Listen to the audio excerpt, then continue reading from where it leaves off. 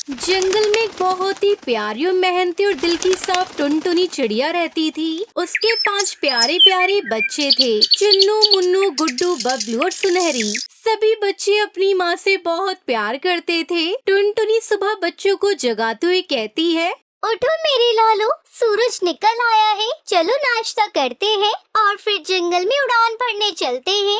माँ, आज तो बहुत नींद आ रही है कि आज उड़ने की प्रैक्टिस करनी पड़ेगी क्या हमें? हाँ बेटा, जरूर करेंगे, लेकिन पहले कुछ खा ले। टुनटुनी चिड़िया का घोंसला एक बड़े पेड़ पर था, जहाँ से पूरी वादी दिखाई देती थी। वो हर दिन अपने बच्चों को उड़ने की ट्रेनिंग देती, खाना खिलाती और कहानी सुनाती। उनका जीवन बहुत खुशहाल था। एक दिन जंगल में एक चालाक कौवा रहता था, कालू कौवा। उसे दूसरों की खुशियाँ पसंद नहीं थी। जब उसने टुनटुनी चिड़िया उसके बच्चों को हंसते बोलते देखा तो उसे जलन हुई। ये छोटी सी चिड़िया इतनी खुश कैसे हो सकती है? इसे सबक सिखाना पड़ेगा। रात के समय जब टुनटुनी उसके बच्चे सो रहे थे, कालू कौवा आया और टुनटुनी का घोंसला तोड़ दिया। अगले दिन सुबह के समय अरे मेरा घर, हे भगवान, ये सब क्या हो गया? सब बर्बाद हो गया। अब हम क्या करेंगे? मेरे नन्हे नन्हे बच्चे अब मैं इन्हें कहाँ लेकर जाऊंगी? माँ, अब हम कहाँ रहेंगे? क्या हमें कोई और पेड़ नहीं मिलेगा? हम ढूंढेंगे बेटा, हम फिर से घर बनाएंगे। टुनटुनी अपने बच्चों को लेकर दूर दूर घूमने लगी, पर उसे कोई जगह नहीं मिली। तभी अचानक बारिश शुरू हो गई। माँ, बहुत ठंड लग रही है, हम भीग रहे हैं माँ। टुनटुनी चिड़ियों ने पंखों के नीचे समेट लेती है, लेकिन बारिश तेज होती जा रही थी। टुनटुनी चिड़िया का जीवन दुखों से भर गया था। हे भगवान, क्या कोई हमारी मदद नहीं करेगा? तभी पास ही खड़ा एक पुराना जामुन का पेड़ सब कुछ देख रहा था। वो कोई मामूली पेड़ नहीं था, वो जादुई पेड़ था जो केवल सच्चे दिल से दुखी लोगों की मदद करता था। टुनटुनी चिड़िया, मैं सब जानता हूँ, तुम एक अच्छी माँ हो, मैं तुम्हारी मदद करूँगा। जैसे ही पेड़ ने ये कहा, उसकी शाखाओं में चमक आने लगी। एक सुंदर गरम रंग बिरंगा जादुई जामुन का घर। अरे ये क्या है? यह है तुम्हारा नया घर। इसमें बारिश नहीं आएगी, गर्मी नहीं लगेगी और सर्दी भी नहीं सताएगी। ये तुम्हारे बच्चों के लिए एक जादुई आश्रय है।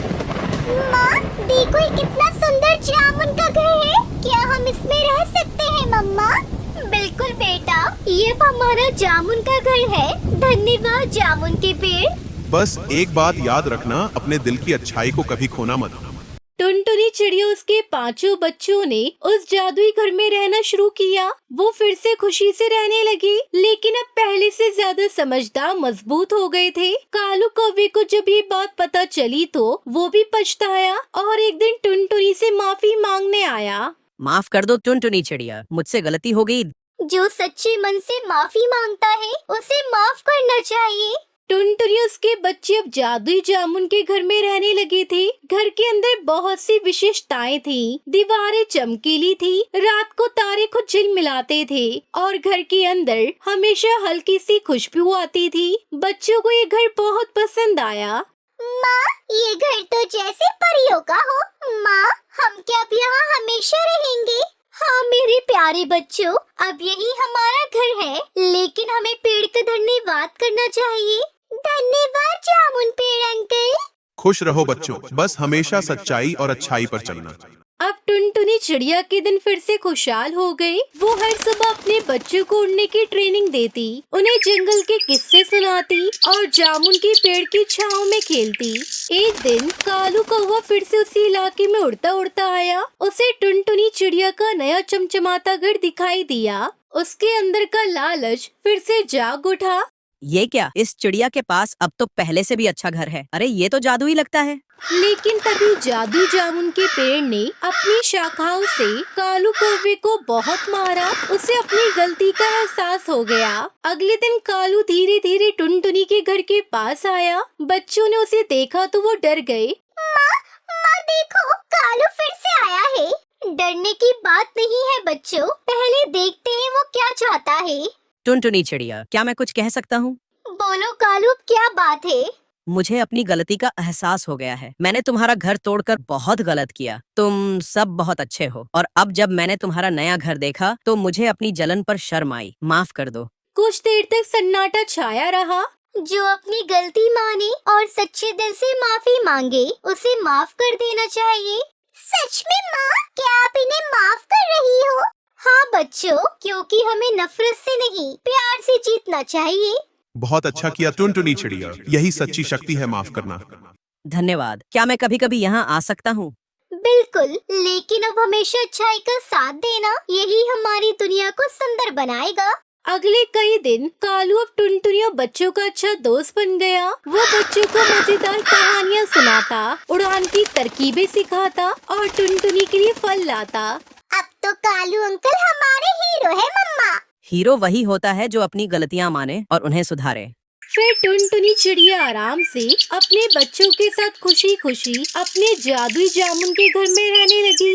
इस कहानी से हमें सीख मिलती है कि सच्चाई, अच्छाई और माफी की ताकत बहुत बड़ी होती है। जो खुद बुराई से लड़ते हैं और दूसरों की मदद करते हैं, वही असली नायक होते हैं।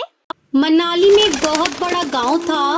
उस गांव में टूनी चिड़िया अपने पति कालू कौवे के साथ रहती थी। टूनी चिड़िया की एक बेटी और एक बेटा था। बेटी का नाम पिंकी और बेटे का नाम उसने गोलू रखा था। दोनों बच्चे स्कूल में पढ़ते थे। कालू कौआ एक होटल में खाना बनाने का काम करता था। एक दिन जब वो सोकर उठा तो जोर जोर से चिल्लाने लगा, टूनी, अरे ओ टूनी, ये देख मुझे क्या हो गया, मेरे तो पैर ही काम नहीं कर रहे हैं। कालू कौवे की चिल्लाने की आवाज सुनकर टूनी चिड़िया वहाँ आती है। क्या हुआ जी? सुबह सुबह शोर क्यों मचाने लगी? मुझे बहुत काम करने हैं, जल्दी बोलो क्या बात है? टूनी ये देख, मेरे पैरों ने काम करना बंद कर दिया है। ऐसा कैसे हो सकता है? रात में तो सब कुछ ठीक ही था। इतना कहकर टूनी चिड़िया अपने काम में लग जाती है। इस तरह कई दिन गुजर जाते हैं, लेकिन कालू कौवे की हालत में कोई सुधार नहीं होता। सुनो जी, घर का सारा राशन खत्म हो गया है और तुम भी बिस्तर पर पड़े हो। मैं सोच रही हूँ मैं तुम्हारी जगह होटल में जाकर काम करूँ। इससे घर में 2 पैसे भी आएंगे, बच्चों का पेट भी भरेगा और तुम्हारी दवाइयाँ भी आएंगी। टूनी चिड़िया कालू कौवे की होटल में जाती है। जब होटल का मालिक टूनी चिड़िया को देखता है तो उसे डांटने लगता है। क्यों री, तेरा पति कहाँ है? ज्यादा काम है उसे, देखता हूँ कौन उसे काम देता है। मालिक, ऐसी कोई बात नहीं। मेरे पति के पैरों ने काम करना बंद कर दिया है, इसलिए उनकी जगह मैं काम करने आई हूँ। ठीक है, अभी से लग जा काम पर। टूनी चिड़िया होटल में काम करने लगती है। ऐसे ही दिन बीतने लगते हैं। एक दिन जब टूनी चिड़िया होटल में भोजन बना रही थी, तभी वो देखती है कि होटल के कुछ स्टाफ एक पक्षी को पीट रहे हैं। अरे काकी, होटल के स्टाफ मिलकर इस पक्षी को क्यों पीट रहे हैं? तुझे नहीं पता, यहाँ तो अक्सर ऐसा ही होता है। जब कोई गरीब पक्षी पैसा नहीं दे पाता तो ये स्टाफ मिलकर उसे पीटते हैं। ये तो बहुत गलत बात है। इतने बड़े होटल में अगर कोई पक्षी खाना खा लेगा और पैसे नहीं देगा तो उसे पीटेंगे। जरा धीरे बोल टूनी, अगर होटल के मालिक ने सुन लिया तो तुझे भी काम से बाहर निकाल देंगे। टूनी चिड़िया बहुत दुखी थी, लेकिन वो कुछ कर भी नहीं सकती थी। वो अपने काम में लग जाती है। एक दिन टूनी चिड़िया की सास सुंदरी कौवी अपने बेटे को देखने के लिए उसके घर आती है। उस समय टूनी चिड़िया घर पर नहीं थी, वो होटल में काम कर रही थी।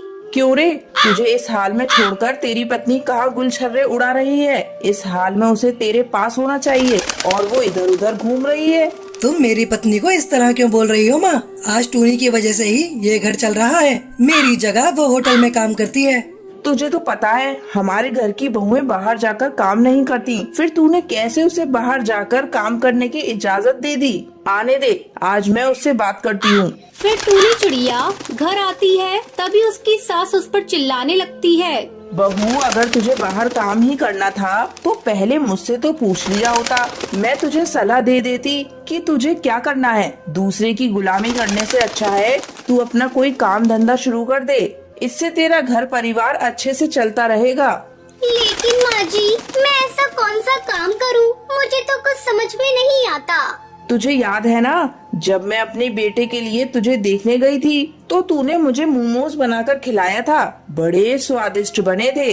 अरे इसी से तो मैं तुझे अपने घर की बहू बनाकर लाई थी। ऐसा कर बहू, तू अपनी एक छोटी सी मोमोज की दुकान खोल ले।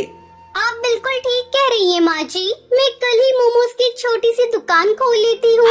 इससे मैं गरीबों को भी खिला पाऊंगी। टूनी चिड़िया को अपनी सास की सलाह पसंद आ जाती है और अगले ही दिन वो अपनी एक छोटी सी मोमोज की दुकान खोल लेती है। आओ हरी काका, मैं 5 रुपए में आपको भरपेट मोमोज खिलाऊंगी। जल्दी टूनी चिड़िया की दुकान पर 5 रुपए में मोमोज खाने वालों की भीड़ लग जाती है। कुछ ही दिनों में टूनी को मोमोज से अच्छी कमाई होने लगती है। फिर सभी खुशी खुशी रहने लगते हैं। राजस्थान नाम के गांव में सेठ कौआ राशन की दुकान चलाता था। वो सरकार से मिले राशन में घोटाला करता था और बेचारे सीधे साधे गांव के पक्षी उसे कुछ नहीं कह पाते थे। सेठ कौए का दोस्त कालू शहर में किराना स्टोर चलाता था। सेठ कौआ आधे से ज्यादा राशन कालू कौए को बेच देता था और मुफ्त के पैसे कमाता था। हाँ कालू भाई, सेठ लाला बोल रहा हूँ। हाँ मैं बस बढ़िया, तू बता। अरे तू चिंता मत कर, सारा राशन आ चुका है। यहाँ गांव को थोड़ा ही बांट दूंगा, बाकी तू खरीद लेना, ठीक है? अच्छा मैं रखता हूँ, गांव वाले राशन लेने के लिए खड़े हुए हैं। अच्छा ओके। सेठ जी राशन, ये चावल, गेहूँ और चीनी दे दो। बड़ी देर हो गई है, धूप में खड़े खड़े पाँव जल रहे हैं। गेहूं पीछे से नहीं आई है, ये चावल और चीनी ही आए हैं। लाओ थैला आगे करो। सेठ जी ये तो बहुत कम है, इतने में पूरा महीना कैसे गुजारा होगा? अब मैं थोड़ी खाता हूँ, जितना बांटने के लिए मिलेगा उतना ही तो दूंगा। पर लाला जी, यहाँ राशन कार्ड में तो 2 किलो चीनी लिखी है और ये तो सिर्फ आधा किलो ही है। एक तो इन गांव वालों का भला करो, ऊपर से इनकी बातें सुनो। राशन कार्ड में जो लिखा है उस पर मत देखो, लेना है तो लो, नहीं तो रहने दो। मेरा इतना दिमाग मत खाओ। गांव वाले बेचारे थोड़ा थोड़ा राशन लेकर घर की ओर लौट जाते हैं। सेठ लाला कौआ सारा राशन शहर भिजवा देता है। कालू कौआ भी अपने आप में बेईमान था। वो सेठ लाला से सस्ते राशन में ब्रांड के स्टिकर लगाकर अमीर परिवारों को शहर में स्टोर चलाकर लूट रहा था। बहन जी बहुत बढ़िया ब्रांड आया है, नया सबसे महंगा वाला सरसों का तेल है। हाँ एक बार खाओगे तो खाते रह जाओगे, बता रहे हैं। ठीक है तो फिर दे दो, और 1 किलो चीनी, 5 किलो आटा और बाकी का सारा सामान कर देना। टुनटुनी सामान खरीद कर चली जाती है। अच्छा उल्लू बनाया, सस्ते सरसों के तेल को स्टिकर लगाकर ब्रांड बना दिया। ऐसे ही ग्राहक रोज आते रहे तो अपनी तो चांदी ही चांदी है। दोनों तरफ घोटाला था, राशन गरीब का हो या फिर अमीर का। बेईमान दुकानदार तो सिर्फ अपना मुनाफा ही देखते हैं, इससे भले ही किसी की जान पर क्यों ना आ जाए। गांव में लाला सेठ मिलावट करके राशन बांट रहा था और उसी राशन को शहर में कालू ब्रांड बनाकर बेच रहा था। सेठ जी आपने कैसे चावल दिए? इसमें तो कंकड़ ही कंकड़ है। अरे तुम सब गांव वाले तो जब देखो मेरे पीछे पड़े रहते हो। तुम लोग तो ये जैसे राशन में खुद बनाता हूँ और खुद उगाता हूँ। वो देखो अभी सुबह ही राशन आया है बांटने के लिए, बोरियां वैसी की वैसी ही रखी हैं। अब यही मैं तुम सबको बांट रहा हूँ। सेठ कौआ बहुत चालाक था। वो पहले ही शहर में बेचने के लिए राशन अलग छुपा कर रख लेता था और कुछ बोरियां गांव वालों को दिखाने के लिए सामने रख लेता था। सेठ लाला कौए के बेटा बहू शहर में रहते थे। एक दिन सेठ के बेटे सुंदर का फोन आया तो पता चला बेटा बहू दोनों बीमार हैं। आप दोनों ने कुछ ऐसा तो नहीं खाया जिससे आपकी तबीयत खराब हो गई हो? क्या आप बता सकते हैं कि आपने कौन से तेल से सब्जी बनाई थी या फिर क्या खाया था? मैंने आज नाश्ते में पूरी आलू की सब्जी बनाई थी। मैं तो वो तेल कालू किराना स्टोर से लाई थी, ब्रांडेड बढ़िया वाला, उसी में ही तली थी। पता नहीं उसके बाद से ही मुझे उल्टियाँ शुरू हो गई और सुंदर को भी। बाबूजी राशन तो मैं भी कालू चाचा की दुकान से ही लेकर आया था। उनके नौकर ने मुझे एक ब्रांडेड बढ़िया तेल दिया था। घबराने की कोई बात नहीं, कभी कभी हमें कोई चीज नुकसान कर जाती है, इसलिए हमें कुछ भी खरीदते समय ध्यान देना चाहिए। बाकी आप दोनों ये दवाई समय पर ले लेना और पानी के साथ लिक्विड चीजें ज्यादा लीजिए, कल तक आराम आ जाएगा। कोई परेशानी हो तो आप मुझे फोन कर दीजिएगा। अब मैं चलती हूँ। बाबूजी जब मैं राशन लेने गई थी तो कालू चाचा दुकान पर नहीं थे। नौकर ने ही मुझे राशन निकाल कर दिया था। उसने ही कहा कि ये ब्रांडेड तेल कालू चाचा सबको देते हैं। मैंने भी खरीद लिया कि शायद बढ़िया होगा। मुझे तो लगता है कालू चाचा राशन में मिलावट करके देते हैं। अब मैं उनसे कभी राशन नहीं खरीदूंगी। सेठ लाला उस दिन मन ही मन बहुत शर्मिंदा था। वो यही सोच रहा था कि आज जो उसके बेटे के साथ हुआ है वो और भी पक्षियों के साथ तो होता होगा। वो भी तो गांव में राशन में मिलावट करके देता है। सेठ लाला कालू के पास जाता है और पूरी सच्चाई पूछता है। अब मुझे माफ कर देना लाला जी, मैं उस दिन दुकान पर नहीं था। अगर मैं दुकान पर होता तो सुंदर बेटे को ये तेल की बोतल ना देता। भाई ये तो मैंने दूसरे ग्राहकों को, मैं तुझे अब क्या बोलूं, मैं खुद अब बहुत शर्मिंदगी महसूस कर रहा हूँ। भाई लाला, हम दोनों आज मिलकर प्राण लेते हैं। हम राशन में कोई मिलावट करके नहीं बेचेंगे। मैं तो गांव जाते ही अपने आप को बदल दूंगा। जो राशन पीछे से आएगा मैं गांव वालों में बांट दिया करूंगा। मैं अपने आप को बेईमानी के रास्ते से हटाकर ईमानदारी के रास्ते पर लाऊंगा। तुम ठीक कह रहे हो भाई, मैं भी आज से अपने आप को बदल लूंगा। जो कल तुम्हारे बेटे के साथ हुआ मैं नहीं चाहता मेरे बच्चों के साथ भी हो। इसलिए मैं भी प्रायश्चित करूंगा और ग्राहकों को बढ़िया राशन दूंगा भाई। उस दिन के बाद से सेठ लाला कौआ गांव के पक्षियों को ईमानदारी से राशन बांटने लगा। अब वो राशन बांटने में कोई भी घोटाला नहीं करता था और शहर में भी कालू ने अपने आप को सुधार लिया और ग्राहकों को बढ़िया राशन देने लगा। सलमा, ये मसाले तुमने धूप में नहीं सुखाए क्या? नहीं तो मसाले एकदम सूखे तो हैं, तो मुझे जरूरत नहीं लगी। नहीं सलमा, मैंने तुम्हें कितनी बार समझाया है, मेरे लाए हुए मसालों को थोड़ी देर धूप में रख दिया करो। इससे इनकी खुशबू और स्वाद दोनों बढ़ जाते हैं। तुम्हें पता है ना, अगर मेरे बनाए पिज्जा अच्छे नहीं बने तो? हाँ हाँ, सब पता है मुझे। पिज्जा जरा भी बिगड़े तो वो खड़ूस आरिफ कौआ भी बिगड़ेगा। पर लाइए, मैं इन मसालों को धूप दिखा देती हूँ। और सुनो, तुम इतने गुस्से में मत रहा करो। हंसती हो तो ज्यादा अच्छी लगती हो। रहने दो जी, आपको मेरी हंसी की परवाह होती तो इस वक्त हम अलीगढ़ के जंगलों में होते। सलमा, काम से छुट्टी नहीं मिली तो मैं क्या करूं, तुम ही बताओ। कुछ मत करो आप, उस आरिफ की जी हुजूरी ही करो। बस मैंने सोच लिया है, अगली बार जब मेरे मायके में कुछ होगा ना तो मैं बच्चों के साथ अकेली ही चली जाऊंगी। आपके भरोसे नहीं बैठूंगी। अच्छा ठीक है, चली जाना, मैं तुम्हें रोकूंगा नहीं। बस अब तो खुश हो जाओ। अच्छा ये बताओ, शाम को क्या लेकर आऊँ तुम्हारे लिए? अगर वो आरिफ कौआ मुंह न बिगाड़े तो थोड़े से पिज्जा लेते आना। बच्चों का भी बहुत दिनों से मन है। अच्छा ठीक है, लेता आऊंगा, अगर तुम एक बार मुस्कुरा दो तो। अब जाते क्यों नहीं? देर नहीं हो रही आपको? अरे हाँ, मैं तो भूल ही गया था बिल्कुल, मुझे तो काम पर जाना था भाई। अब्दुल कबूतर और सलमा चिड़िया की निकाह को 1 साल हो चुका था और उनका एक बच्चा भी था, रिजवान। अब्दुल कबूतर शहर के एक छोटे से ढाबे में काम करता था। उसके हाथों में गजब का स्वाद था। खास तौर पर उसके हाथों से बने पिज्जा उस ढाबे की पहचान थे। शाम होते ही ढाबे के सामने पक्षियों की भीड़ जमा हो जाती थी और सभी की एक ही फरमाइश होती थी। अरे भाई, 5 एक्स्ट्रा चीज पिज्जा, जल्दी से, एकदम गरम गरम चाहिए। भाई हाँ, गरम ही मिलेंगे, पर जल्दी नहीं हो पाएगा, थोड़ा तो वक्त लगेगा भाई, पहले से ही बहुत भीड़ है और सबको पिज्जा ही चाहिए। अच्छा तो फिर रहने दो, हमें देर हो रही है, हम कुछ और खा लेंगे। अरे नहीं यार, क्या बात कर रहा है, खाएंगे तो पिज्जा ही। यहाँ बेहद ही अच्छे पिज्जा मिलते हैं, पता है? वो नहीं खाया तो समझ ले, तेरा इस जंगल में आना बेकार ही था। पर मूवी के लिए भी तो जाना है ना, और यहाँ तो टाइम लगने वाला है। मूवी छूटती है तो छूट जाए, पर पिज्जा नहीं छूटना चाहिए। अब भाईजान आप ये पैसे रखो, हम इंतजार कर लेंगे। ये अब्दुल कबूतर के हाथों का स्वाद ही था कि शहर के बड़े और नामी होटलों को छोड़कर पक्षी सिर्फ उसी के हाथों से बने पिज्जा खाने आया करते थे। लेकिन इसके बावजूद ढाबे के मालिक आरिफ कौए को अब्दुल की बिल्कुल कदर नहीं थी।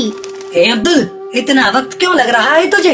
बाहर पक्षियों के खड़े होने तक की जगह नहीं है। बस अभी लाया वो भाईजान, ये सिगड़ी थोड़ी टूट गई है, जिसकी वजह से काफी आंच बाहर आ रही है। हाँ तो तू जल रहा है क्या?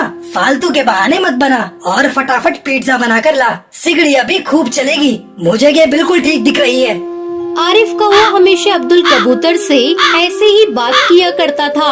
असल में अब्दुल से पहले उसके अब्बू आरिफ के ढाबे पर काम किया करते थे। अपने आखिरी वक्त में जब वो बीमार पड़े तो आरिफ ने ही उनके इलाज के लिए अब्दुल कबूतर को कुछ पैसे उधार दिए थे। हालांकि उन पैसों को खर्च करके भी अब्दुल अपने अब्बू को नहीं बचा सका और उसकी माली हालत भी ऐसी नहीं थी कि वो आरिफ का उधार चुका सके, तो बस इसलिए वो मजबूर था। आरिफ कौवे ने उधार के बदले से अपने ढाबे पर काम करने को कहा। तनख्वाह के नाम पर अब्दुल को बहुत ही कम पैसे दिया करता था। बावजूद उसके कि अब्दुल के पिज्जा की वजह से उसकी अच्छी कमाई हो रही थी। अरे भाई क्या हुआ, पूरी रात खड़ा रखोगे क्या? कहाँ है पिज्जा? आप रुकिए जनाब, मैं बस अभी देख कर आया। गुस्से से तिल मिलाया आरिफ सेठ एक बार फिर ढाबे के पीछे बनी रसोई में अब्दुल कबूतर को हड़काने पहुंचा, लेकिन रसोई का नजारा देखकर उसके होश ही उड़ गए। अब्दुल जमीन पर बेहोश पड़ा था। असल में पिज्जा जिस सिगड़ी पर सिक रहा था वो टूटकर बिखर चुकी थी और जलते हुए कोयले अब्दुल के ऊपर आ गिरे थे। अब्दुल कबूतर बुरी तरह जल गया था। ये क्या कर दिया? काम का वक्त है और इसी वक्त तुम्हें ये सब करना था? भाईजान, अब्दुल भाई बेहोश हैं, ये बुरी तरह जल गए हैं। हाँ हाँ दिख रहा है मुझे। उफ, अब इसका इलाज भी मुझे ही कराना होगा। क्या मुसीबत है यार। आरिफ ने अब्दुल को पास के ही सरकारी अस्पताल में भर्ती करवा दिया, लेकिन वो इतनी बुरी तरह से जल चुका था कि उसे बचाया नहीं जा सका और उसकी मौत हो गई। अब्दुल के इस तरह चले जाने से सलमा चिड़िया की पूरी दुनिया ही उजड़ गई, लेकिन वो हिम्मत नहीं हार सकती थी क्योंकि अब भी वो अकेली नहीं थी। अल्लाह पर भरोसा रख सलमा, वो सबका निगहबान है। और तू एक काम क्यों नहीं करती? तू अलीगढ़ के जंगल चली जा। यहाँ बच्चों के साथ अकेली कैसे रहेगी तू? नहीं बाजी, निकाह के बाद मायका बस कभी कभी जाने के लिए ही होता है और अम्मी अब्बू पर मैं बोझ बनकर कब तक जी सकूंगी? अपने बच्चों की खातिर अब मुझे खुद ही कुछ करना होगा। बिल्कुल सही कहा तुमने बहन, तुम्हें किसी पर बोझ बनने की जरूरत नहीं है जब तक तुम्हारा ये भाई जिंदा है। आप यहाँ? बहन, अब्दुल के साथ जो हादसा हुआ उसका मुझे बेहद अफसोस है, लेकिन मैं ये भी जानता हूँ कि फिलहाल मुझे क्या करना चाहिए। अब तुम फिक्र मत करो, तुम्हें काम चाहिए ना तो मैं दूंगा तुम्हें काम। अब से तुम मेरे ढाबे के लिए पिज्जा बनाओगी। लेकिन मुझे तो पिज्जा बनाने आते ही नहीं, उन्हें तो हमेशा यही बनाते थे। मैं तो बस मसाले वगैरह तैयार करने में इनकी मदद कर दिया करती थी। मत भूलो कि अल्लाह ने औरतों के हाथों को खास नियमत से नवाजा है और तुम तो अब्दुल की बीवी हो। मुझे भरोसा है कोशिश करोगी तो जरूर अब्दुल से भी बेहतर पिज्जा बना सकोगी। सलमा चिड़िया आरिफ कौवे की फितरत से अच्छी तरह वाकिफ थी, साथ ही ये भी जानती थी कि फिलहाल अब्दुल के ना होने से आरिफ कौवे का ढाबा बंद होने की कगार पर पहुंच गया था। यही वजह थी कि आरिफ इतना रहमदिल हो रहा था, लेकिन सच ये भी था कि फिलहाल सलमा को भी काम की सख्त जरूरत थी। उसने आरिफ की बात मान ली और उसके ढाबे पर काम करने लगी। आप ये एकदम बकवास है, इसमें तो बिल्कुल चीज ही नहीं है और स्वाद भी बिल्कुल बेकार है। माफ करना बहन, वो मैं अभी कोशिश कर रही हूँ। देखो सलमा, ये कोशिश वोशिश से काम नहीं चलेगा। मुझे बिल्कुल वैसे पिज्जा चाहिए जैसे अब्दुल बनाता था, और वो भी कल तक, समझी? वरना अपने लिए कहीं और काम ढूंढ लेना तुम। ये मेरा ढाबा है, कोई खैरात खाना नहीं जो मुफ्त की तनख्वाह बांटता रहूं। आरिफ कौवे की रहमदिली का मुखौटा उतरने लगा था, क्योंकि सलमा चिड़िया कई कोशिशों के बाद भी पिज्जा में वो स्वाद नहीं ला पा रही थी जिसके सब दीवाने थे। अब्दुल कबूतर ने एक दो बार घर पर उसके सामने पिज्जा बनाए थे, इसलिए वो जानती थी, लेकिन ना जाने क्यों कहीं कुछ तो कमी थी।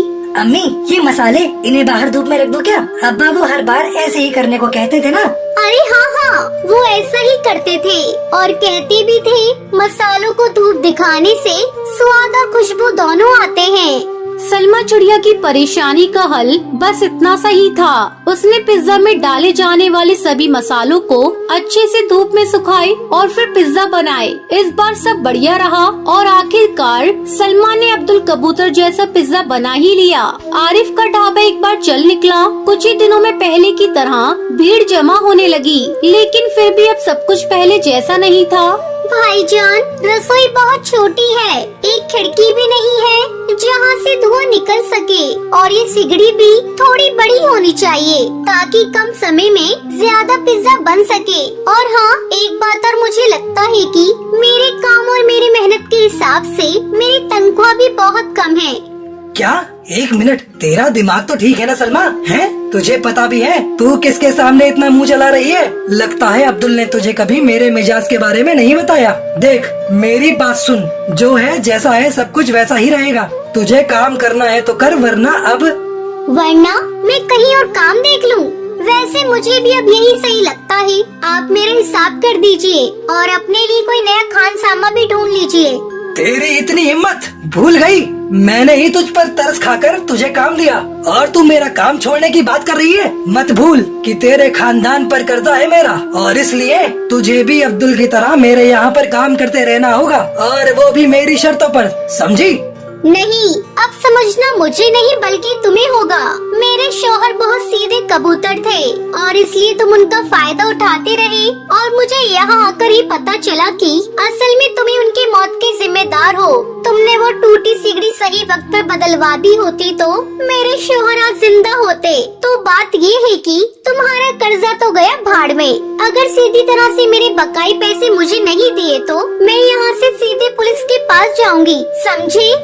सलमा चिड़िया के तेवर भी अलग थे और हालात भी। असल में उसने पहले से ही सब सोच रखा था। अब्दुल ने हमेशा खुद को आरिफ के एहसानों तले दबाए रखा, लेकिन सलमा वो अब आजाद थी, उसे बहुत कुछ करना था। सलमा अपना एक ढाबा खोल लेती है और अपना जीवन खुशी खुशी जीने लगती है। रामपुर का एक छोटा सा जंगल था। जंगल में एक बड़ा सा बाजार लगता था और बाजार में अक्सर भीड़ लगा करती थी। गर्मियों के मौसम में ये सारी भीड़ टुनटुनी चिड़िया की पेप्सी की दुकान पर लगी रहती थी। अरे टुनटुनी चाची, मुझे ऑरेंज वाली पेप्सी दे दो। और मुझे पीली वाली। और मुझे लाल वाली। बच्चे हो या बड़े, सभी को टुनटुनी चिड़िया की पेप्सी बहुत पसंद आती थी और टुनटुनी चिड़िया पूरी ईमानदारी से पेप्सी बनाया करती थी। अच्छा फिल्टर, साफ चीनी और साफ सुथरे तरीके से वो जूस बनाकर उन्हें प्लास्टिक की थैलियों में भरा करती थी। टुनटुनी की 1 रुपए वाली पेप्सी बहुत बिका करती थी। कुछ ही देर में उसका सारा स्टॉक खत्म हो जाया करता था। अरे चाची, पेप्सी है क्या? नहीं बेटा, सब खत्म हो गई, अब कल आना। टुनटुनी की दुकान के सामने कालू कौवी की दुकान थी। कालू आइसक्रीम बेचता था, पर गर्मियाँ होने के बावजूद भी उसकी आइसक्रीम बिक नहीं रही थी। पता नहीं टुनटुनी पेप्सी में ऐसा क्या मिलाती है कि सारे जंगल के पंछी सिर्फ इसी की पेप्सी पिया करते हैं। 1 रुपए वाली पेप्सी में भला क्या स्वाद होगा? मेरी तो आइसक्रीम तक खराब हो रही है। स्वाद का तो पता नहीं, पर वो आइसक्रीम से सस्ती है, इसलिए ज्यादा बिकती है। हाँ, हो सकता है। क्यों ना आप भी पेप्सी बेचना शुरू कर दें। अरे पर पेप्सी बनाएगा कौन? पेप्सी बनाने की जरूरत थोड़ी है, बाजार में बहुत सारी कंपनियां पेप्सी बेचती हैं। आप भी उनसे खरीद कर बेच सकते हो। सोच लो, बहुत मुनाफा होगा। वैसे आइडिया तो अच्छा है, कल ही शहर जाकर ढेर सारी पेप्सी खरीद लाता हूँ। ठीक है। अगली सुबह कालू कौआ शहर से ढेर सारी जूस वाली पेप्सी ले आया और उसने वो सब अपने फ्रिज में रख दी। अच्छा किया, अब एक बाहर बोर्ड लिख दो कि यहाँ पेप्सी मिलती है, ठीक है? कालू कौआ एक बोर्ड पर लिख देता है कि यहाँ पेप्सी मिलेगी और ये बोर्ड अपनी दुकान के बाहर लगा देता है। कुछ देर बाद ये बोर्ड एक छोटे तोते के बच्चे ने पढ़ा। यहाँ पे कालू काका, पेप्सी के कौन कौन से कलर हैं? सब कलर हैं। तुम्हें कौन सी चाहिए ये बताओ। मुझे तो एक येलो वाली और एक ऑरेंज वाली चाहिए। कालू ने चिंटू तोता को 2 पेप्सी के पैकेट थमा दिए। चिंटू वहीं खड़े खड़े पेप्सी पीने लगा। ये तो बढ़िया है, मजा आ गया। ये लो, एक और पेप्सी मेरी तरफ से फ्री। जाकर अपने दोस्तों को बताना कि मेरी दुकान पर पेप्सी मिलती है। ठीक है, हाँ हाँ काका, जरूर बताऊंगा। और कालू का ये फंडा काम कर गया। चिंटू तेजी से उड़ते हुए अपने जंगल में गया और कुछ देर बाद अपने कुछ दोस्तों के साथ लौटा। यही वो दुकान है। मुझे भी तो ऑरेंज वाली चाहिए। और मुझे 3 लाल वाली। कालू ने सबको पेप्सी दे दी और बस तब से कई पक्षियों ने कालू की दुकान से पेप्सी खरीदी। अरे वाह, ये काले रंग वाली पेप्सी तो मैं पहली बार पिया हूँ। और भी काफी फ्लेवर्स हैं, नींबू पानी, काला खट्टा ऑरेंज। वाह भाई वाह, अब तो रोज अलग अलग फ्लेवर चख सकते हैं। कालू की पेप्सी बेचने की वजह से टुनटुनी चिड़िया की दुकान पर ग्राहकों की कमी हो गई थी। मुझे थोड़ा सब्र से काम करना होगा। कालू ने नई नई पेप्सी बनानी शुरू कर दी है, इसलिए जंगल वाले उसकी दुकान पर जा रहे हैं। पर मुझे यकीन है कि वो सब एक न एक दिन लौटेंगे। टुनटुनी अपने आप को तसल्ली दे रही थी। अगले कुछ दिनों तक कालू कौवे की दुकान पर पेप्सियों के लिए पंछियों की भीड़ लगी रही और यहाँ टुनटुनी चिड़िया का धंधा मंदा था। गांव की मुखिया कड़कनाथ सेठ टुनटुनी की दुकान पर आए। क्या हुआ टुनटुनी, आज कुछ परेशान लग रही हो? अब क्या बताऊं मुखिया जी, कालू शहर से पेप्सी लाकर बेच रहा है। अब मेरे ग्राहक कम हो गए हैं। कोई बात नहीं, ये तो बस कुछ दिनों की ही बात है। कोई भी नई चीज के पीछे ये जंगल वाले दौड़ पड़ते हैं। तू तो जानती ही है, सब्र रख, सब ठीक हो जाएगा। मुझे यकीन है तेरी पेप्सी शहर की कंपनी वाली पेप्सी से तो अच्छी ही होगी। अच्छा एक काम कर, मुझे 50 पेप्सी दे दे। आज शहर से मेरे पोता पोती आ रहे हैं। ठीक है मुखिया जी। टुनटुनी ने मुखिया जी को 50 पेप्सी दे दिए और वो खुशी खुशी वहाँ से चले गए। टुनटुनी अब भी दुखी थी। अगले दिन जंगल में शहर से एक डॉक्टर बुलबुल वहाँ आती है। कालू की दुकान पर पहुंचकर एक लाल पेप्सी देना। कालू जैसे ही फ्रिज से पेप्सी के पैकेट निकाला तो डॉक्टर बुलबुल ने मना कर दिया। नहीं नहीं, मुझे ये नहीं चाहिए। हाँ, अभी तो आपने 20 पेप्सी मांगी। हाँ, पर अब ये केमिकल वाली नहीं चाहिए। वही खड़े पक्षी ने डॉक्टर बुलबुल से पूछा, ओ बहन, इस पेप्सी में कौन सा केमिकल है? ये पेप्सी शहर की कंपनियों में बनती है। वहाँ इन्हें बनाने में कई सारे केमिकल्स डालते हैं जो हानिकारक हैं और जिससे बच्चे बीमार पड़ सकते हैं। अगर ऐसी बात है तो तुम यहाँ पेप्सी लेने क्यों आई हो? मैं तो यहाँ वो पेप्सी लेने आई थी जो इसी गांव में बनती है। अच्छा, तो आपको टुनटुनी बहन की पेप्सी लेनी है, उनकी दुकान सामने है।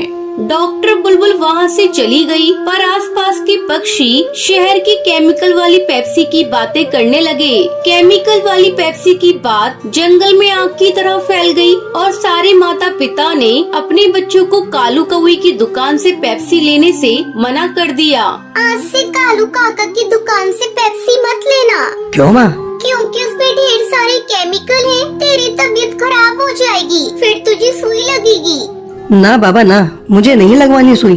पक्षियों को टुनटुनी चिड़िया की अच्छाई समझ आ गई और एक बार फिर टुनटुनी की पेप्सी बिकने लगी। मनाली के जंगल में टूनी चिड़िया अपने पति कालू कौवे के साथ रहती थी। उसके पास थोड़ी सी जमीन थी जिस पर दोनों पति पत्नी खेती किया करते थे। कुछ समय बाद उनके घर एक बेटी ने जन्म लिया। टूनी चिड़िया ने उसका नाम टुनटुनी चिड़िया रखा। वहीं एक हादसे में कालू कौवे का पैर टूट जाता है। तभी से टूनी चिड़िया ने घर और बाहर की जिम्मेदारी संभाली। टूनी चिड़िया अपने खेतों में बहुत ज्यादा खाद डालती थी, जिसके कारण धीरे धीरे उसका खेत बंजर हो गया। मैंने तुमसे कितनी बार कहा था कि खेत में इतना ज्यादा खाद मत डालो, लेकिन तुम मेरी बात सुनती कहाँ हो। अब देख लिया ना, पूरा खेत बंजर हो गया। हाँ कालू, ये सब मेरी गलती है। मैंने तुम्हारी बात कभी नहीं सुनी। मैं शहर के जंगल जाकर कल ही काम की तलाश करूँगी ताकि घर गृहस्थी अच्छे से चल सके। अगले दिन टूनी चिड़िया काम की तलाश में शहर के जंगल जाती है। भैया, अगर मेरे लिए कोई काम है तो बताओ, मुझे काम की तलाश है। लेकिन वो पक्षी उसे काम नहीं देता। फिर टूनी चिड़िया दूसरी दुकान पर जाती है। साहब, अगर मेरे लिए कोई काम हो तो मुझे बताइए, मैं कोई भी काम कर लूँगी। जा बहन जा, यहाँ तेरे लिए कोई काम नहीं है। बहुत कहने पर भी टूनी चिड़िया को कोई काम नहीं देता। थक हार कर टूनी चिड़िया एक डाल पर बैठ जाती है। सुबह से शाम हो गई, मुझे कोई काम नहीं मिला। मैं क्या मुंह लेकर घर जाऊंगी? अगर कालू पूछेगा तो उसे क्या जवाब दूंगी? अरे बहन, सुबह से देख रहा हूँ तुम यहीं डाल पर बैठी हो। तुम देख ही रही हो, यही पास में मेरी कपड़े की दुकान है। अगर तुम मेरी दुकान पर काम कर सकती हो तो मैं तुम्हें काम दूंगा, लेकिन तनख्वाह कब मिलेगी? टूनी चिड़िया को जैसी मुंह मांगी मुराद मिल गई थी। वो खुशी खुशी कपड़े की दुकान में काम करने लगती है। कुछ दिन गुजर गए। अचानक एक दिन कपड़े की दुकान बंद हो जाती है और टूनी चिड़िया फिर से बेरोजगार हो जाती है। दुखी मन से टूनी चिड़िया घर आती है और ये बात अपने पति को बताती है और भगवान से रोते हुए कहती है, हे भगवान, ये तुम कैसा दिन हमें दिखा रहे हो। अभी अभी तो मुझे काम मिला था, फिर से तुमने उसी दोराहे पर लाकर खड़ा कर दिया। अब हम कैसे घर चलाएंगे? माँ, तुम क्यों रो रही हो? पापा, क्या हुआ मम्मी को? मम्मी, आप मेरे लिए मिठाई नहीं लाई? मैंने तो आपको सुबह ही कहा था मुझे आज मिठाई खानी है। चुप हो जा कमबख्त, देखती नहीं तेरी माँ की नौकरी छूट गई है और तुझे मिठाई खाने की पड़ी है। इस बेचारी को तुम क्यों डांट रहे हो? इसमें इसका कोई दोष नहीं, ये सब मेरे भाग्य का दोष है। उस दिन पूरा परिवार बिना खाना खाए ही सो गया। अगले दिन टूनी चिड़िया से मिलने उसकी हरी काकी घर आती है। अरे काकी, आप और यहाँ? आपके घर सब ठीक तो है ना? क्या करूं बिटिया, अब तुम लोगों के सिवाय इस दुनिया में मेरा कौन है, इसलिए तुम लोगों से मिलने चली आई। और टूनी बेटा, तू बता, तू आजकल क्या कर रही है? क्या बताऊं काकी, मेरी जमीन खेती लायक नहीं रही, बंजर हो गई और कालू कालू पैर टूट गया। अब घर पर बैठी हूँ, कहाँ जाऊँ, क्या करूँ, कुछ समझ में नहीं आ रहा है। अब तुझे दुखी होने की कोई जरूरत नहीं है बेटा। तू अपने पूरे परिवार के साथ चल मेरे घर। वहाँ चलकर मेरी अंडे की खेती की देखभाल कर। जब अंडे बड़े हो जाएंगे तो उन्हें बेचकर जो पैसे मिलेंगे उससे तू अपने परिवार का खर्च चलाना। मेरा क्या है, आज हूँ कल नहीं रहूंगी। मरने से पहले मैं अपनी सभी जमीन जायदाद को तुम्हें सौंप देना चाहती हूँ। टूनी चिड़िया अपने पति और बेटी के साथ हरी काकी के घर चली जाती है और अंडे की खेती करने लगती है। मम्मी, आज मैं आपके साथ अंडे की बगीचे में जाऊंगी और बहुत सारे अंडे खाऊंगी। हाँ हाँ बिटिया, चल आज मैं तुझे अंडे के बगीचे में ले चलती हूँ। तुझे जितना मन करेगा उतने अंडे ले लेना। फिर टुनटुनी चिड़िया टूनी के साथ अपने अंडे के बगीचे में जाती है और बड़े बड़े अंडे तोड़कर टोकरी में रखती है। ये ले बिटिया, तुझे जितने अंडे खाने का मन हो उतना खा ले। टुनटुनी चिड़िया मजे से अंडे खाने लगती है। इस तरह टूनी चिड़िया अंडे की खेती करती और उन्हें अच्छे दाम पर बाजार में बेचा करती। धीरे धीरे उनकी गरीबी दूर हो जाती है और वो लोग खुशी खुशी रहने लगते हैं। राजस्थान के जंगल में टूनी चिड़िया अपनी 3 बहुओं के साथ रहती थी। टूनी चिड़िया की तीनों बहुएं एक से बढ़कर एक थी। वो तीनों बहुत ही आलसी थी। बहुओं के होते हुए भी टूनी को ही घर का सारा काम करना पड़ता था।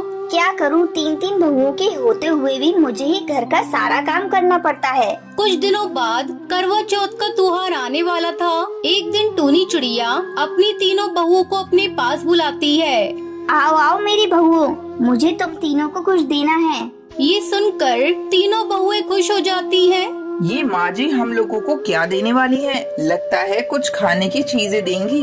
अरे नहीं रे, माँ जी हम लोगों को क्या देंगी? वो तो खुद ही चटोरी है, उनसे कुछ बचेगा तब ना। अरे चुप रहो तुम दोनों, मैं इस घर की बड़ी हूँ। शायद माँ जी घर की चाबी मुझे सौंपकर तीर्थ यात्रा पर जाना चाहती है। तुम तीनों आपस में क्या बातें कर रही हो? ये देखो, मैं तुम्हारे लिए बाजार से क्या खरीद कर लाई हूँ। माँ जी, क्या है इन डब्बों में? टुनटुनी बहू, तुम्हें पता है ना करवा चौथ आने वाला है। मैं तुम तीनों बहुओं के लिए गहने लेकर आई हूँ। टूनी चिड़िया तीनों बहुओं को एक एक गहने का डब्बा देती है। माँ जी ये तो बहुत सुंदर है। तभी टुनटुनी चिड़िया की नजर एक दूसरे जेवर के डब्बे पर पड़ जाती है। माँ जी, उस डब्बे में क्या है? अच्छा, उस डब्बे में, उसमें पुश्तैनी हार है। मेरी सास ने मुझे दिया था करवा चौथ के दिन। मैं इसे ही पहनकर पूजा करती थी। फिर तीनों बहुएं वहाँ से चली जाती है। रात को टुनटुनी चिड़िया को पुश्तैनी हार के बारे में सोच सोच कर नींद नहीं आ रही थी। ऐसा करती हूँ, कल सुबह सुबह उठकर मैं घर का सारा काम खत्म कर दूंगी। माँ जी जब ये सब देखेंगी तो अपना पुश्तैनी हार मुझे दे देंगी। ऐसा सोचकर टुनटुनी चिड़िया अगले दिन सुबह सुबह उठकर घर का सारा काम करने लगती है। बर्तन की आवाज सुनकर सुंदरी कौवी की नींद टूट जाती है। ओह, तो ये बात है, घर का सारा काम अकेले करके माँ जी को इम्प्रेस करना चाहती हो। लेकिन मैं ऐसा होने नहीं दूंगी। हार तो मैं ही लूंगी माँ जी से। मैं अभी चाय बनाकर माँ जी को देती हूँ। मेरे हाथ की बनी चाय पीकर माँ जी खुश हो जाएंगी। तभी वहाँ बबली कबूतरी आती है और टुनटुनी चिड़िया से कहती है, अरे टुनटुनी भाभी, आप यहाँ क्या कर रही हैं? आप जाकर सो जाओ, मैं अकेले ही घर का सारा काम कर लूंगी।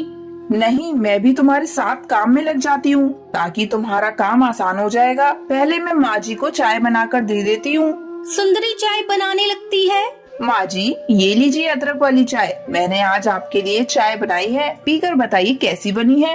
क्या कहा बहू, ये चाय तूने बनाई है? मुझे तो विश्वास ही नहीं हो रहा है। इस तरह कुछ दिन बीत जाते हैं। एक दिन बबली कबूतरी टुनटुनी चिड़िया से कहती है, टुनटुनी भाभी, मैं सोच रही हूँ बच्चों के पढ़ने के लिए ट्यूशन लगवा लूँ। आप तो जानती है आजकल की पढ़ाई मुझे समझ में नहीं आती। तभी टूनी चिड़िया ये बात सुन लेती है और बबली कबूतरी से कहती है, नहीं बहू, इसमें बहुत पैसे खर्च होंगे। टुनटुनी बहू, तू ही क्यों नहीं बच्चों को पढ़ा देती? तू तो बहुत पढ़ी लिखी है। हाँ हाँ माँ जी, मैं जरूर पढ़ा दूंगी। लगता है माँ जी मुझसे बहुत प्रसन्न है, तभी तो उन्होंने बच्चों को पढ़ाने के लिए मुझसे कहा। अब तो इसमें कोई शक नहीं, वो पुश्तैनी हार मुझे ही मिलेगा। इस तरह तीनों बहुएं अपना आलस छोड़ देती हैं और पुश्तैनी हार की लालच में घर का सारा काम करने लगती है। और एक दिन टूनी चिड़िया अपनी तीनों बहुओं को अपने पास बुलाती है। ये लो बहू, तुम तीनों की मेहनत का इनाम है मेरे पास। 2 और पुश्तैनी हार हैं। तुम तीनों को मैं एक एक हार दे रही हूँ। इस पुश्तैनी हार को तुम लोग संभाल कर रखना। हाँ हाँ माँ जी, हम लोग इस पुश्तैनी हार को संभाल कर रखेंगी। तीनों बहुएं अपनी सास के दिए तोहफे से बहुत खुश हो जाती हैं और तीनों घर की जिम्मेदारी अच्छे से संभालने लग जाती हैं। ये देखकर टूनी चिड़िया बहुत खुश होती है और अपने पूरे परिवार के साथ खुशी खुशी रहने लगती है। रामपुर के गांव में कालू नाम का एक गरीब कौवा रहता था। वो जंगल का सबसे गरीब पक्षी था। कालू कौवा अपनी पत्नी टुनटुनी चिड़िया और बेटी पिंकी चिड़िया के साथ रहता था। एक दिन, सुनो जी, तुम एक काम क्यों नहीं करते? इस गांव में तो कोई काम मिलने से रहा। तुम वो नदी के पार वाले गांव में भी तो जाकर कोई काम ढूंढ सकते हो, शायद कोई काम मिल जाए। पर टुनटुनी, उस जंगल का रास्ता बहुत खराब है। पर कुछ तो करना पड़ेगा जी। पिंकी को कब तक रूखा सूखा खिलाते रहेंगे? कोशिश तो करनी ही पड़ेगी ना। ठीक है टुनटुनी, मैं कल सुबह ही दूसरे गांव के लिए निकल जाऊंगा ताकि समय से वापस आ सकूं। जी मैं भी चलती हूँ आपके साथ। जब तक पिंकी स्कूल से आएगी तब तक हम वापस आ जाएंगे। अगले दिन टुनटुनी चिड़िया और कालू कौवा दूसरे गांव के लिए निकल जाते हैं। सुनो जी, मैंने कुछ भुने चने और गुड़ रख लिया है। रास्ते में भूख लगेगी तो खा लेंगे। आधे रास्ते चलने पर कालू कौवा थक जाता है। वो टुनटुनी चिड़िया से कहता है, थोड़ी देर यहीं इस पेड़ की डाल पर आराम कर लेते हैं, फिर आगे बढ़ेंगे। अरे टुनटुनी, तुमने चने और गुड़ रखे थे, वो दे दो, खा लेते हैं। टुनटुनी चिड़िया जैसे ही चने और गुड़ खाती है तभी हरी तोती उसके पास आती है। बहन, क्या थोड़े से गुड़ और चने मुझे दे सकती हो? मैं बहुत भूखी हूँ। मैंने बहुत दिनों से कुछ नहीं खाया है। तुम्हारी बड़ी मेहरबानी होगी। ओह हाँ हाँ, ये लो, तुम इन गुड़ और चनों से अपना पेट भर लो। हरी तोती खुशी खुशी वो गुड़ और चने खाती है। देखते ही देखते वो सुंदर परी बन जाती है। कालू कौवा और टुनटुनी चिड़िया ये सब देखकर हैरान रह जाते हैं। शुक्रिया तुम दोनों का। आज तुम्हारी वजह से मैं श्राप से मुक्त हो गई। मैं इस जंगल में घूमने निकली थी। इस पेड़ के नीचे एक चील बाबा भोजन कर रहे थे। मैंने भूल से उनके भोजन में कंकड़ फेंक दिए, जिससे उन्होंने मुझे तोती बना दिया और श्राप दिया कि जब तक कोई राहगीर हमें भोजन नहीं देगा, मैं अपने असली रूप में नहीं आ पाऊंगी। पर तुम इस जंगल पर कैसे? यहाँ तो कोई नहीं आता जाता। टुनटुनी इस परी को अपनी घर की सारी आप बीती सुनाती है, जिसे सुनकर परी भी बहुत दुखी होती है। वो टुनटुनी चिड़िया से कहती है, तुम चिंता मत करो टुनटुनी, तुमने आज हमारी सहायता की है, इसलिए हम भी बदले में तुम्हें कुछ देना चाहते हैं। ये जादुई चूल्हा है, इस पर बर्तन रखते ही ये जल उठेगा और तुम जो भी कुछ खाने को मांगोगी उस बर्तन में पक जाएगा। मैं तुम्हें एक मंत्र बताती हूँ। एक थी दुल्हन, एक था दूल्हा, बंद हो जा, जादुई चूल्हा बोलोगी, चूल्हा खाना पकाना रोक देगा। टुनटुनी चिड़िया को जादुई चूल्हा देकर परी अपने परीलोक में वापस चली जाती है। कालू कौवा और टुनटुनी चिड़िया वो चूल्हा लेकर खुशी खुशी घर वापस आ जाते हैं। अरे मम्मी पापा, आप दोनों कहाँ गए थे? मैं कब से आप दोनों का इंतजार कर रही थी। अरे पिंकी, मैं तुझे एक जादू दिखाती हूँ, तुम एक पतीली लेकर आओ। पिंकी चिड़िया एक खाली पतीली लेकर आती है। टुनटुनी चिड़िया पतीली को जादुई चूल्हे पर रखती है और चूल्हा जल उठता है। टुनटुनी दाल बोलती है और पतीली से दाल भर जाती है। टुनटुनी एक एक करके चूल्हे पर बर्तन रखती जाती है और मिनटों में सारा खाना बनकर तैयार हो जाता है। ये देखकर पिंकी चिड़िया बहुत खुश होती है। मैं इस चूल्हे को बंद कर देती हूँ। एक थी दुल्हन, एक था दूल्हा, बंद हो जा जादुई चूल्हा। जैसे ही टुनटुनी मंत्र बोलती है और चूल्हा बंद हो जाता है। अब टुनटुनी के परिवार को भूखा भी सोना नहीं पड़ता था। एक दिन सुनो जी, मैं सोच रही हूँ क्यों ना हम एक चाय का ढाबा खोल लें। इस चूल्हे पर चाय और पराठे बनाकर बेचा करेंगे। इससे थोड़ी कमाई भी होनी शुरू हो जाएगी और तुम्हारी काम की तलाश भी बंद हो जाएगी। हाँ तुम ठीक कह रही हो। और मैं एक दुकान किराए पर ले लेता हूँ। जो पैसे आएंगे उससे किराया भी भर देंगे और घर खर्च भी निकल आएगा। कालू कौवा घर के नजदीक ही एक छोटी सी दुकान किराए पर ले लेता है और जादुई चूल्हा रखकर चाय बनाना शुरू कर देता है। धीरे धीरे कालू की चाय और नाश्ते का ढाबा चल पड़ता है। आने जाने वाले पक्षी कालू के ढाबे पर रुककर चाय पराठे खाया करते थे। जिन गरीब पक्षियों के पास पैसे नहीं होते थे, कालू कौवा उन्हें मुफ्त में ही खाना बांट दिया करता था। एक दिन अरे भाई कालू, कैसे हो? अरे बंटी, तुम शहर के जंगल से कब आए? गाँव का तो रास्ता ही भूल गए लगता है। तुम्हारी भाभी को यहाँ गांव में कुछ काम था ना, तो 2-1 दिन के लिए आए हैं। मैंने सुना है तेरे तो वारे न्यारे हो गए हैं। तूने ढाबा खोल लिया यार, इसकी चर्चा पूरे गांव में हो रही है। हाँ दोस्त, बस सब भगवान की कृपा है। बात कुछ और ही है, ये कैसे नहीं मानेगा? मुझे सच का पता लगाना ही होगा। अरे कालू, एक चाय तो पिलाना गर्मा गर्म। कालू कौवा ढाबे की रसोई में चला जाता है। बंटी कबूतर कालू कौवे को छुपकर देखने लगता है। चूल्हे पर अपने आप चाय बनने लग जाती है। क्या जादू है, हैं? कालू ने इस चूल्हे पर पतीली रखी और खाली पतीली चाय से भर गई। अरे अब ये तवा रख रहा है, ये क्या पराठा भी बन गया? ये तो कोई जादुई चूल्हा है। अच्छा तो ये बात है, तभी कहूँ ये रूखी सूखी खाने वाले ने ढाबा कैसे खोल लिया। ये चूल्हा वैसे मेरे पास होना चाहिए, मैं इसे चुरा लेता हूँ। शाम को जब कालू घर लौट जाता है, बंटी रात के समय चूल्हा चुराकर अपनी पत्नी के साथ शहर के जंगल भाग जाता है। कालू कौवा जब ढाबे पर जाता है, चूल्हा गायब होता है।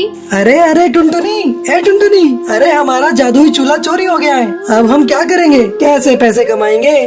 सुनो, जो हो गया सो हो गया। इस बहाने हमें मार्गदर्शन तो मिला। अब आप एक नया चूल्हा लेकर इस ढाबे को आगे बढ़ाओ। देखना आपकी मेहनत रंग लाएगी। कालू कौवा एक मेहनती पक्षी था, इसलिए उसने फिर से एक नई शुरुआत की। उधर जब बंटी कबूतर अपनी पत्नी के साथ शहर के जंगल में अपने घर पहुंचा। जाओ बबली, एक खाली पतीली ले आओ। अभी तुम्हें इस चूल्हे का जादू दिखाता हूँ। जादुई चूल्हे, मुझे पुलाव चाहिए। चूल्हे पर बर्तन रखकर बंटी ने जैसे ही पुलाव बोला, चूल्हा जलने लगा और पुलाव बनता चला गया। बंटी चूल्हे को फूंक मार मार कर बंद करता रहा, पर वो बंद ही नहीं हो रहा था। अरे ये चावल बनने तो बंद ही नहीं हो रहे, ऐसे तो पूरा कमरा भर जाएगा। हम दोनों चावल के ढेर में दबकर मर जाएंगे। बबली क्या करूँ, कुछ समझ नहीं आ रहा। अब तो एक ही रास्ता है, इस चूल्हे को तोड़ दो। हाँ हाँ, मैं इस घटिया चूल्हे को तोड़ देता हूँ। बंटी कबूतर गुस्से में चूल्हे को पटक कर तोड़ देता है। चूल्हे के 2 टुकड़े हो जाते हैं और जादू खत्म हो जाता है। चूल्हे की जगह मिट्टी का ढेर पड़ा रह जाता है और कालू कौवे को जादुई चूल्हे की मदद से काम मिल जाता है और वो मेहनत से पैसे कमाने लगता है, जबकि बंटी के हाथ में आकर जादुई चूल्हा मिट्टी हो जाता है। किस्मत भी उनका ही साथ देती है, जो ईमानदार और नेक दिल होते हैं। चोर और मक्कार पक्षियों के हाथ सदा ही खाली